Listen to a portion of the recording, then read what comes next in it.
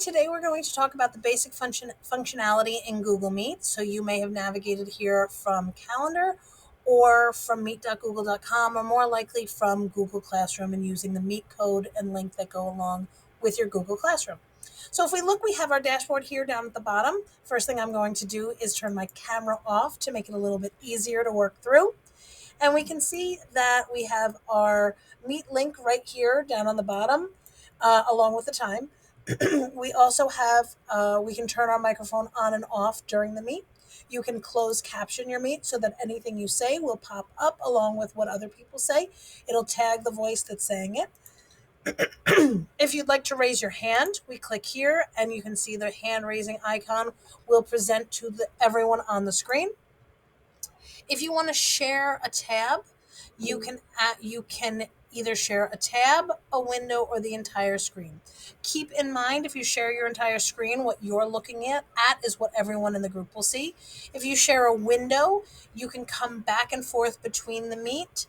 And tab is going to be best if you're going to share a video, in which case you'd want to mute yourself and just share the tab.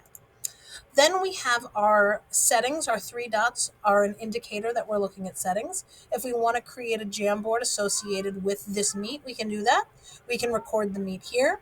If you want to change the layout and highlight, the speaker or spotlight, we also can bring up and down how many people we see on a window. I always keep mine at the highest number. And these settings are sticky, which means it'll remember what you did. You can go to full screen. We've got plenty of visual effects. So if you want to create a virtual background or you want to blur your background, all of those options can come up over here on the side as you're loading. Since my camera is off, they're not loading, but if I had it on, we can see we've got some that move and some that are still. Lots of fun backgrounds. We also can do our captions here as well. If for some reason we need to use a phone for audio, we can access that information here. And then reporting a problem, troubleshooting, and help. Google does respond to these. So if you have an issue, please feel free to put them in. And finally, we have our settings. If you're using a device that has more than one camera or a different audio, we can do that here. So we can select our different cameras. We can select different speakers or audio. Over on video is where we can change camera. So if you have an IPEVO and you want to move between the two, you can do that. And then we have our host controls. Our host controls really help us manage groups, especially if we have a classroom or large groups. So we can have the host management here. You can decide who can share their screen, if people can chat, microphone usage, turning on and off videos. And then we have breakout room control.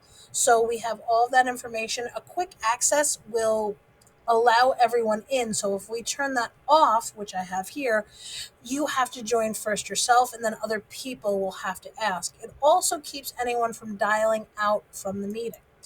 And then finally, over on the side here, we have some of our additional things.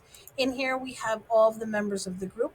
If you have additional people in your meeting, you can click their three dots and you can mute, you can add them as a co-host, or you can remove them from the meeting here. We can mute everyone. We can add people to the meeting, and that's under our People tab. Under our chat, this is where we can send our messages or add links for people to access.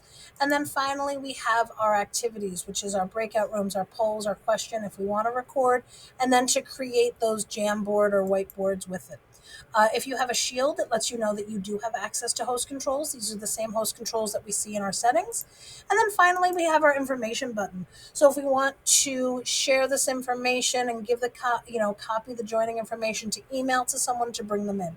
Please do keep in mind that our Google Classroom class meets do only bring in Austining accounts. But once the meet is open, if you have a speaker or someone you'd like to bring in, you can hit that add people and add them here. And again, if you don't have that host control on, people can hit call and call a phone number from the meet. So we want to make sure that we're using our host controls to best facilitate our lessons. And that's our basic overview of using Google Meet.